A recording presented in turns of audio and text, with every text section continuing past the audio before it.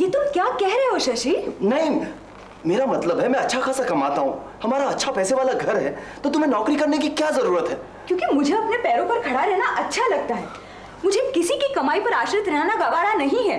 और फिर हमारे परिवार को चलाने के लिए मैं भी तुम्हारा हाथ बटाना चाहती हूँ। मैं भी तो यही चाहता हूँ, मगर बाबूजी को कौन समझाए? मुझे नौकरी छोड़ने के लिए तुम्हारे बाबूजी ने कहा है? नहीं नहीं, वो तो मेरे मुंह से निकल गया। बाबूजी ने ऐसा सोचा होगा, ऐसा मैंने सोचा, लेकिन सोचा मैं नहीं था। शायद गलत सोचा था। नहीं शशि, तुम गलत सोच ही नहीं सकते। मैं तुम्हें अच्छी तरह जानती हूँ।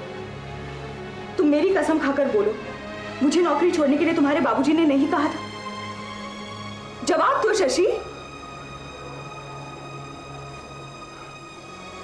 हाँ तेजस्विनी, तुमसे ऐसा कहने को मुझे बाबूजी ने ही कहा था। और तुम क्या चाहते हो? तेजस्विनी, मैं तो यही चाहता हूं कि तुम वही करो जो तुम्हें पसंद है। तुमने मुझसे शादी भी तो इसीलिए की थी ना, क्योंकि मैं तुम्हें पसंद था, है ना तेजस्विनी?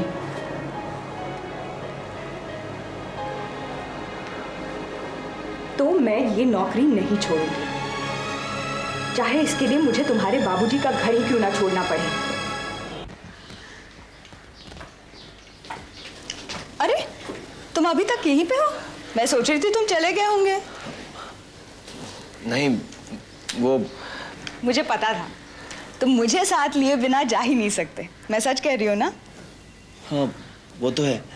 तो फिर सुबह उठते ही मुझसे क्यों कहा कि आज तुम मुझे कॉलेज छोड़ने नहीं चलोगे? वो मेरा मतलब था कि अगर तुम्हारे बाबूजी देख लेंगे कि तुम मुझे साथ लेकर जा रहे हो, तो तुम्हारे बाबूजी सोचेंगे कि शशि की बात का असर मुझ पर बिल्कुल भी नहीं हुआ, है ना? हाँ, यही तो कहना चाह रहा हूं मैं। अब तुम मुझे बाबूजी के सामने कमजोर तो नहीं देखना चाहोगी ना? बिल्कुल नहीं। इसलिए तुम मेरे साथ चलो, और अगर बाबूजी मिल गए नीचे तो उनसे साफ साफ कह दो कि तेजस्विनी खुद चाहेगी तो नौकरी छोड़ेगी, किसी और के कहने पर नहीं। बाबूजी के सामने ऐसे कैसे बोल सकता हूं मैं? तो मत कहो। I am not forcing you.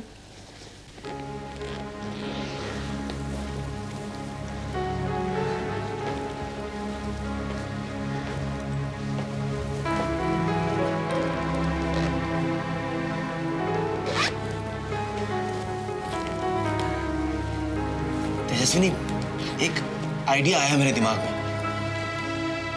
तुम कुछ दिनों के लिए कॉलेज मत जाओ। यूं समझ लो तुम्हारी छुट्टियां चल रही हैं, और इस बीच में बाबूजी को हाथ पैर जोड़ के मना लूंगा।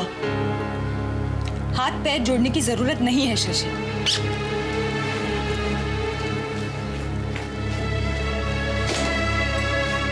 तुमने कोई गलती नहीं की है शशि। मुझे नौकरी कराने के लिए तुम्हें किसी के आगे हाथ पैर जोड़ने की जरूरत नहीं है।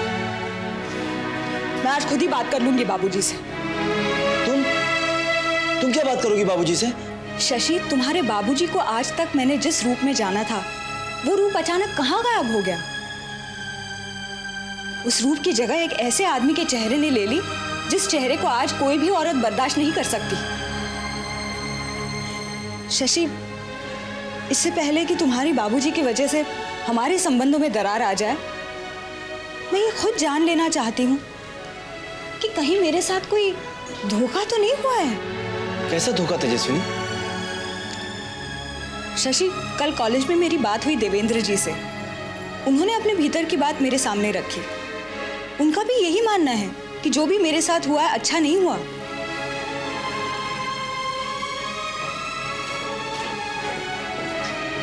तेजस्विनी, मैं समझा नहीं।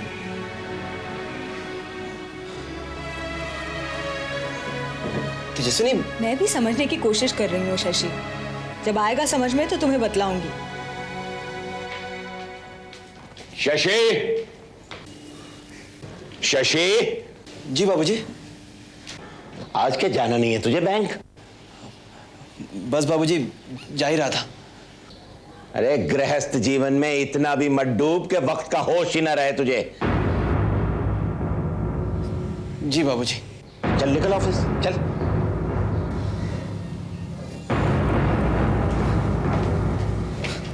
और जाने से पहले अपनी मां से मिलकर जाना। जी बाबूजी।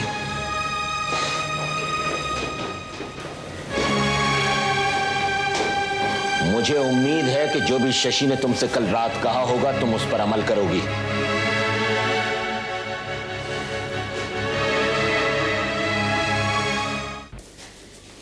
लीजिए भाजी फूल। अरे हम आधा घंटे में फूल लेके आए और तब से आपकी चाय जो की त्यों पड़ी। भाजी जी संभालिए अपने आप को।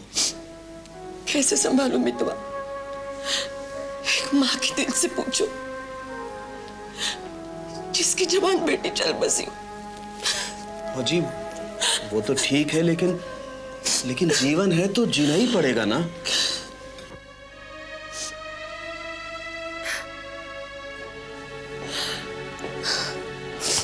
अच्छा माँ, मैं चलता हूँ बैंक। अच्छा भैया जी। मितवा, इसे बोल दे मैं इसके लिए नाश्ता बना के लाती हूँ। ये नाश्ता किए बगैर नहीं जाएगा। नहीं माँ, तू रहने दे, तेरी तबीयत ठीक नहीं है। मैं कहीं बाहर कर लूंगा नाश्ता। क्यों क्यों करेगा तू बाहर नाश्ता? या तेरी बीवी ने तुझे मेरे हाथ का बनाया हुआ नाश्ता खाने के लिए मना किया है? ऐसा क्यों बोल रही है माँ? और कैसा बोलेगी तेरी माँ? घर में इतना बड़ा हादसा हो गया मगर तेरी बीवी एक बार भी आई तेरी माँ का हाल पूछने? और उसके तौर तरीके देखकर तो नहीं लगता कि उसे अनुराधा की मौत का अफसोस है। और ना ही मुझे तेरी बात का कोई असर दिखाई दिया उस पर। नहीं क्या नहीं? अगर उसने तेरी बात मान ली है कि वो नौकरी छोड़ देगी तो सुबह सुबह कहां जाने की तैयारी कर रही है ससुरी? निर्मल बाबू, अगर तुम्हारी माँ ने तुम्हें अच्छे संस्कार दिए हैं तो अपने मुंह से मेरा नाम लेकर मुझे बेइज्जत मत करो। मैंने तो आपका नाम आदर से ही लिया है, अनादर तो आपने मेरा किया है निर्मल बाबू। जबान खींच लूंगी मैं तेरी, जो तूने अब कभी इनका नाम लिया तो। अपने बाप को तो उनके नाम से नहीं पुकारती है ना तू, फिर क्यों इनका नाम ले रही है? आई एम सॉरी माँ, आप मेरे साथ ऐसा रूखा बर्ताव मत कीजिए। मैं आपकी बहुत इज्जत करती हूँ माँ। हाँ माँ, तेजस्विनी आपकी और बाबूजी की बहुत इज्जत करती है। देख लिया?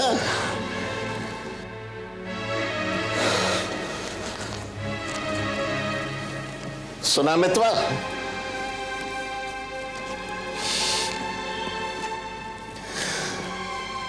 एक हफ्ते में ही ये अपनी बीवी का हिमायती बन बैठा।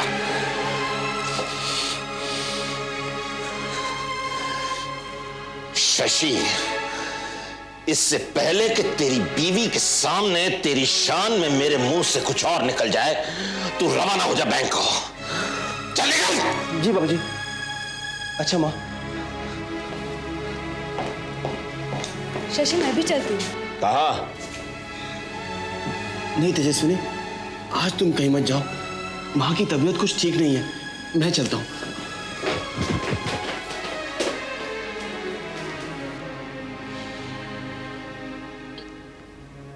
मितवा, एक कप चाय बना के दे।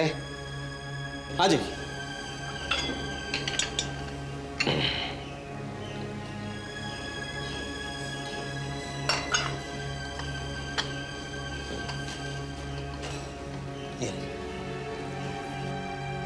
आप कुछ खाएंगे तो बना देती हूँ मैं। तू क्या बनाएगी इस हालत में?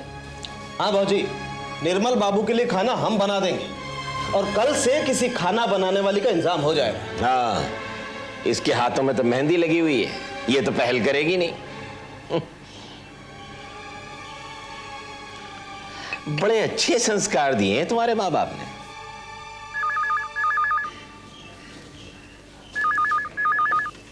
हेलो भैया जी, मैं प्रभुदयाल बोल रहा हूँ। हाँ जी, एक मिनट। प्रभुदयाल जी का फोन है, क्या कहना है? कहना क्या है? उनकी सुपुत्री से बात करा दे। हमारे हालचाल जानने के लिए थोड़ी किया होगा फोन। प्रभुदयाल जी, जरा एक मिनट बात कीजिए। आइए।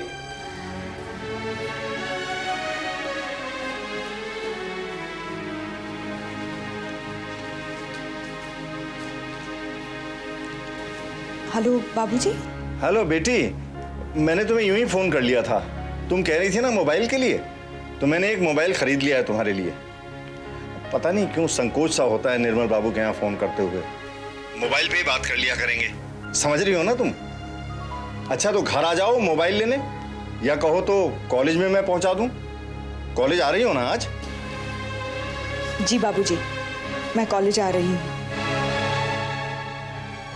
अच्छा बाबूजी, अम्मा को मेरी नमस्ते कहिए।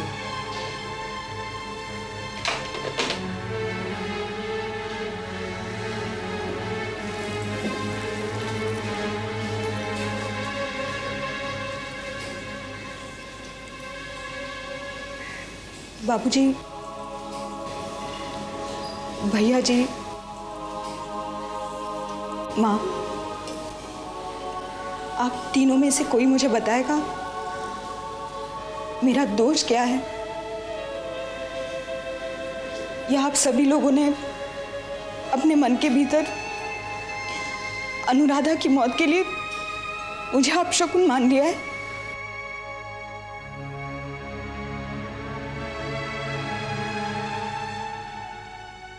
ठहरो।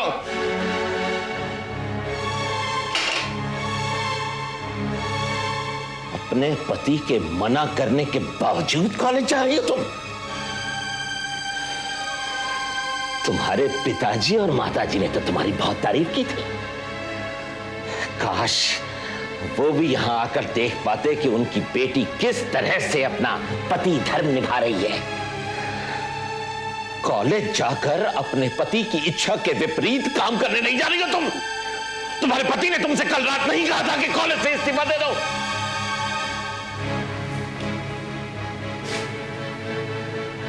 मैं अपने पति को आपसे बेहतर जानती हूँ बाबूजी, और मैं उनकी इच्छा के अनुसार ही चल रही हूँ। कल रात उन्होंने मुझसे यही कहा था कि मैं हमेशा वही काम करूं जो मुझे पसंद हो, और मैंने जवाब में भी उनसे यही कहा था कि मैं आपके या किसी और के कहने पर कॉलेज की नौकरी कभी नहीं छोड़ूंगी, चाहे उसके लिए मुझे आपका घर ही क्यों ना छोड़ना पड़े।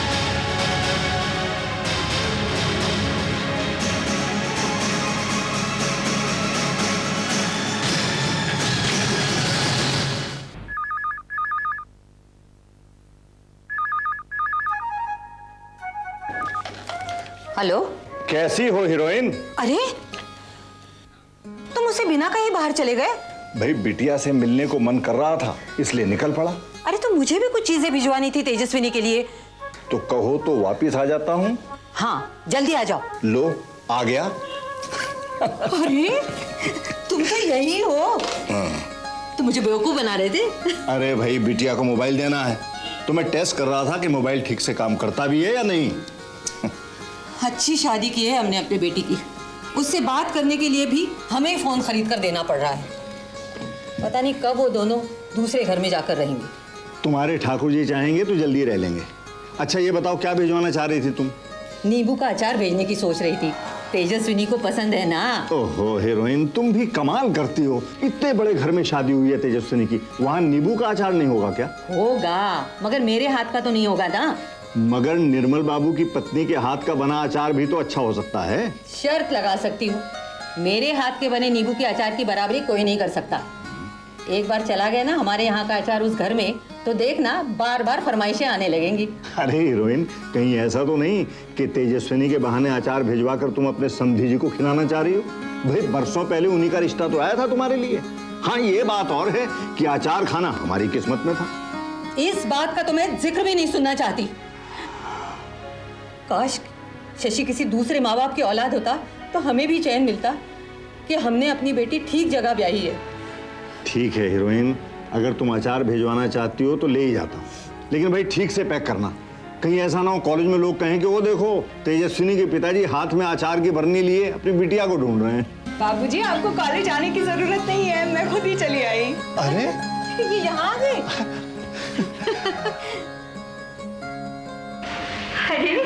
मगर तू तो कॉलेज जाने वाली थी ना। हाँ लेकिन बाबूजी कहाँ ढूंढते मुझे कॉलेज में, इसलिए पहले यहाँ चली आई। पहले तो अपना ये मोबाइल संभाल लो। थैंक यू बाबूजी। अच्छा बेटी, जब आ ही गई है तो खाना खाकर ही जाना। और तूने कुछ नाश्ता वाश्ता किया कि नहीं? ये कितनी कमजोर लग रही है। खाना वाना तो ठीक से खा रही है ना वहाँ पे? अम्मा इतने सारे सवाल एक साथ मत पूछो और मेरे लिए चाय बनाओ प्लीज, मेरे सर में बहुत दर्द हो रहा है। ठीक है, तू बैठ, मैं अभी पानी चढ़ा कर आती हूँ। हाँ ठीक है। थैंक यू सो मच बाबूजी, ये तो बहुत ही अच्छा हुआ। उफ। ऐसे क्या देख रहे हैं बाबूजी? अपनी बेटी के मन को पढ़ने की कोशिश कर रहा हूँ। मेरा मन भी आप लोगों से मिलने के लिए बहुत व्याकुल हो रहा था, इसलिए चली आई। ये तो ठीक है बेटी कि तुम्हारा मन हम लोगों से मिलने के लिए व्याकुल हो रहा था, लेकिन तुम्हारी ये व्याकुलता मुझे परेशान कर रही है। क्यों बाबूजी? जब बेटी ससुराल में हो तो अपने माँ बाप की याद आना तो स्वाभाविक है। नहीं बेटी, मैं तुम्हारे दुख को देख सकता हूँ। बाबूजी, सुख दुख तो लगा ही रहता है, लेकिन मैं यहाँ अपने दुख बांटने के लिए नहीं आई हूँ, अम्मा के हाथों की चाय पीने आई हूँ। अपने पति के घर से बिना चाय पी आई हूँ ना, इसलिए तो अम्मा से बनवाई है। बेटी, वहां का माहौल तुम्हें बेचैन तो नहीं कर रहा है ना? देखो, मुझसे कुछ छिपाना मत, सच सच बताओ, तुम्हें उस घर में ठीक तो लग रहा है ना बेटी? कहीं ऐसा तो नहीं कि तुम्हारी शादी उस घर में कराकर हम लोगों ने कोई गलती कर दी हो?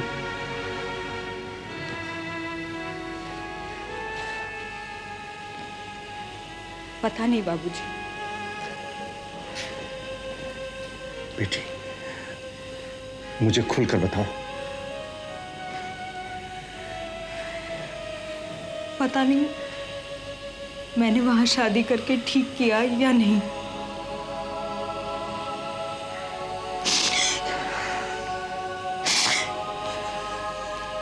बाबूजी, मुझे उस घर में वो खुशियां क्यों नहीं मिल रही जिनके सपने देखकर मैं वहां गई थी?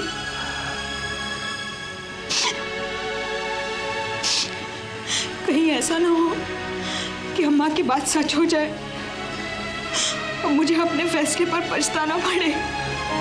बेटी,